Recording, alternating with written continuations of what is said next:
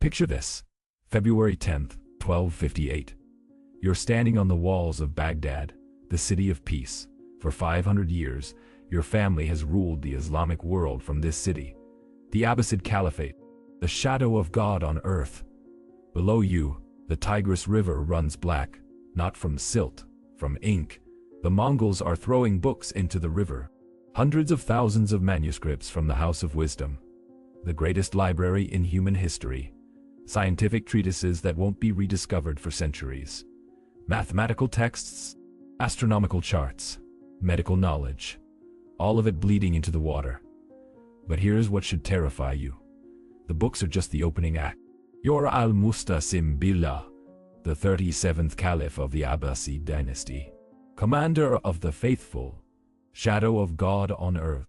Your lineage stretches back to Abbas ibn Abd al-Muttalib, uncle of the Prophet Muhammad himself. Your family has ruled longer than Roma, and in the next 72 hours, the Mongols are going to erase you from existence. Not just kill you, erase you.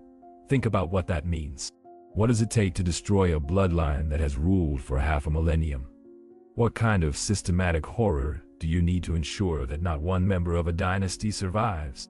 The Mongols knew exactly what they were doing. This wasn't random violence. This was a machine designed to send a message that would echo across continents.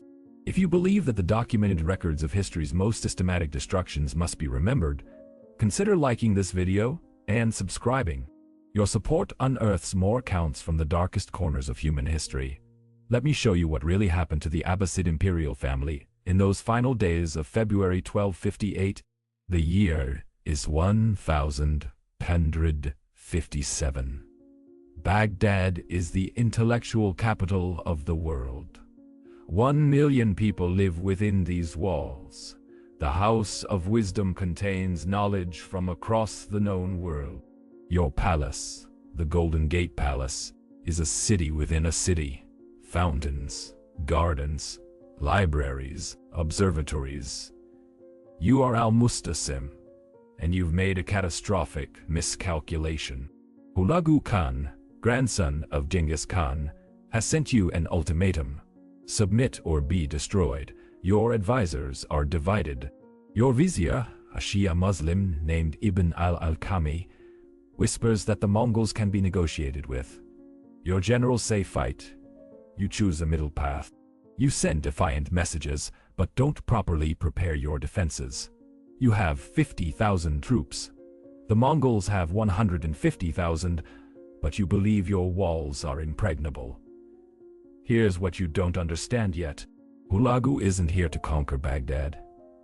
He's here to erase it. January 29th, 1258. The Mongol siege engines begin their work. These aren't ordinary catapults. The Mongols have brought Chinese engineers who perfected siege warfare into a science. They don't just throw rocks, they throw explosive devices, fire projectiles. They've studied your walls for months. They know exactly where to strike. Within 6 days, they've breached the outer defenses. Your 50,000 troops try to sortie. The Mongols let them exit the city, then surround them completely. It's not a battle. It's a slaughter. By February 5th, you have no army left. By February 10th, the Mongols are inside the city. And this is where the systematic destruction of your family begins. Here's what makes this especially sinister. The Mongols don't just kill indiscriminately. They have a specific protocol for dealing with royal bloodlines.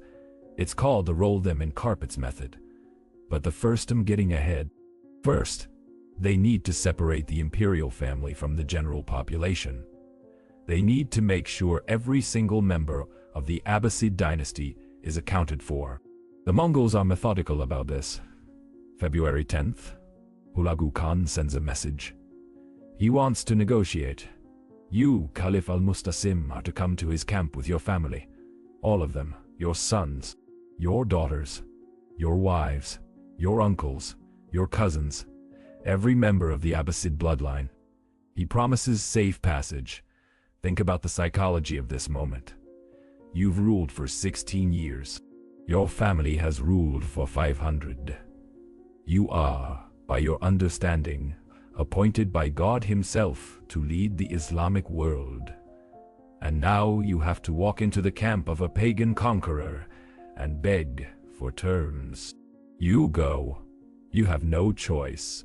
You take your eldest son, Al-Mubarak, your second son, Abd al-Rahman, your third son, Ahmad. Historical sources mention you had other children as well. Daughters whose names weren't recorded by the chroniclers because medieval historians barely mentioned women. That erasure is about to become very literal. You arrive at Hulagu's camp with your family. The Mongol commander receives you with elaborate courtesy. Tea is served. Pleasantries are exchanged through interpreters. Then, Hulagu asks you a question. Where is your treasury? This is the moment. You could lie. You could claim the treasury was destroyed. But you're a scholar, not a warrior. You've spent your caliphate patronizing poets and theologians, not preparing for siege warfare. You tell him the truth. The Mongols loot the treasury. According to the Persian historian Atamalik Juvaini, who was actually present with the Mongol army, the wealth removed from the Golden Gate Palace took weeks to catalog. Gold, silver, jewels accumulated over 500 years of ruling the Islamic world.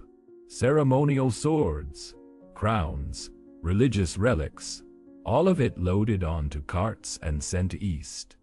But here's what Juvaini describes next. And this is where the systematic destruction of your bloodline begins in earnest. Hulagu gives an order. The caliph's family is to be separated. Sons in one group, wives and daughters in another's. In another's, ended family uncles, cousins, nephews, in a third group. You're watching your family being divided right in front of you. Your eldest son, Al-Mubarak, 19 years old, is led away. He looks back at you. You can't speak? What do you say to your son when you know what's coming? Your other sons follow. Abd al-Rahman, barely 16. Ahmad, even younger. Your daughters, the sources don't even record their names or how many there were led toward the Mongol camp. You know what happens to royal women in Mongol captivity. You've heard the stories from other conquered cities. Here's what the Mongols do next. And this is documented in multiple Persian and Arabic sources. They start with the extended family. Think about the efficiency of this. The Mongols have conquered dozens of kingdoms. They've perfected the art of destroying dynasties.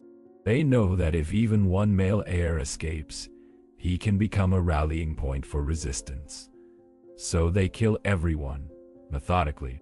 Juvaini records that the Abbasid cousins and uncles were executed first. Not all at once. In small groups, the method varied.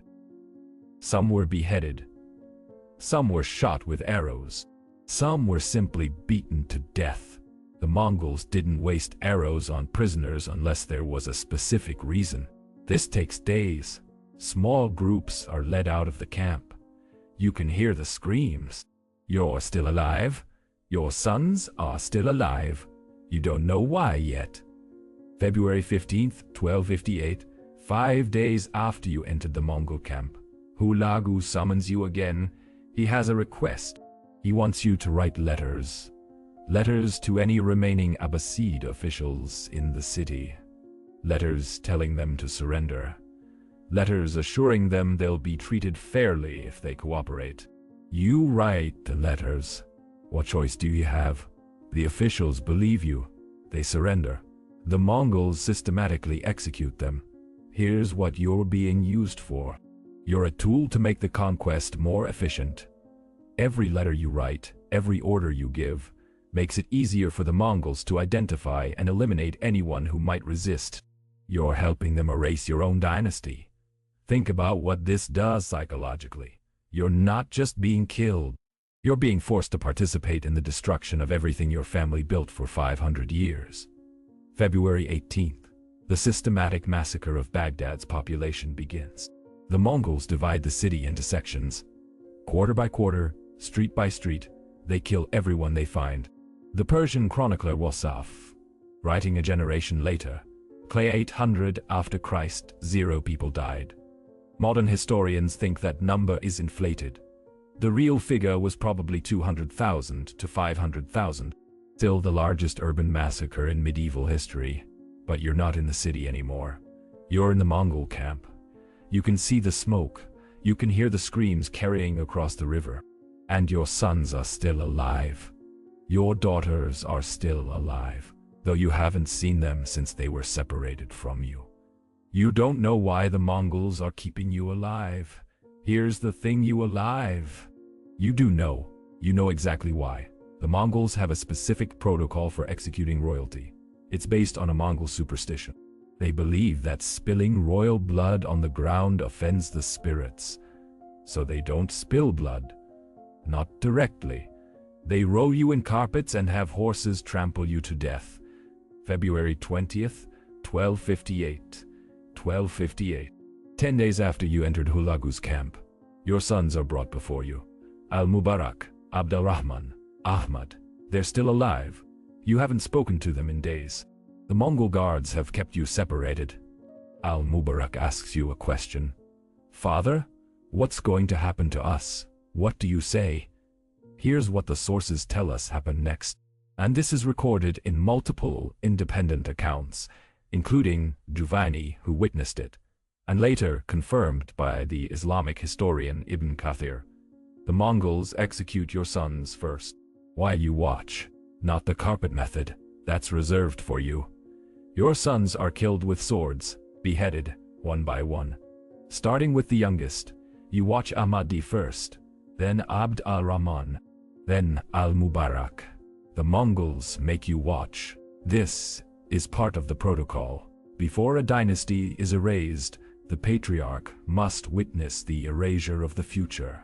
Think about the psychology of that. These men studied the art of psychological destruction.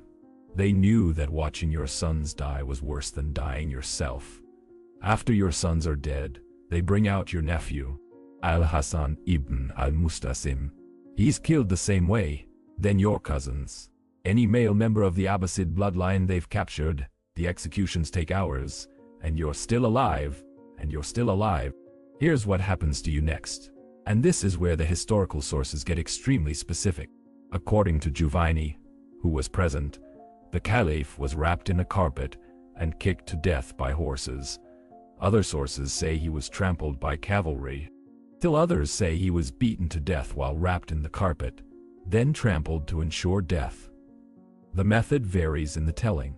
The outcome doesn't. February 20th, 1258. UD, the last Abbasid Caliph of Baghdad, the 37th in an unbroken line stretching back 500 years to the Prophet Muhammad's own family. Your bloodline, as far as anyone knew at the time, was extinct. But here's what haunts me about this story. Here's what keeps me digging through the Persian chronicles and the Arabic sources. What happened to your daughters? The sources barely mention them. Medieval chroniclers didn't consider women important enough to track. We don't have their names. We don't know how many there were. We know they were separated from you on February 10th. We know they were taken to the Mongol camp. Here's what we know about Mongol practice with royal women from conquered dynasties. It's documented in multiple campaigns. High-ranking women were distributed as slaves to Mongol commanders. Some were kept as concubines. Some were sent to Mongolia as tribute to the Great Khan. Some were given to subordinate officers as rewards. The systematic rape of royal women wasn't incidental. It was policy. Think about what that means for the caliph's daughters. Their father is dead. Their brothers are dead. Their entire family has been systematically exterminated, and they're now property of the Mongol commanders.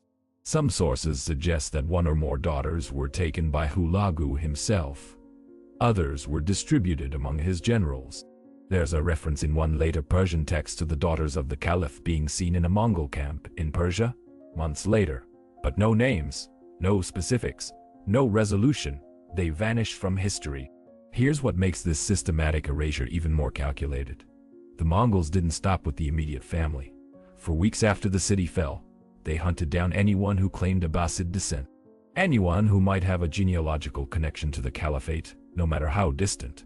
Sayyid's descendants of the Prophet Muhammad's family who had Abbasid connections were specifically targeted.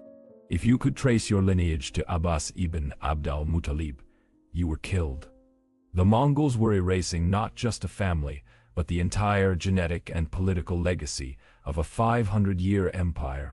This wasn't conquest, it was systematic dynastic annihilation. But here's where the story takes an unexpected turn. The Mongols didn't quite succeed.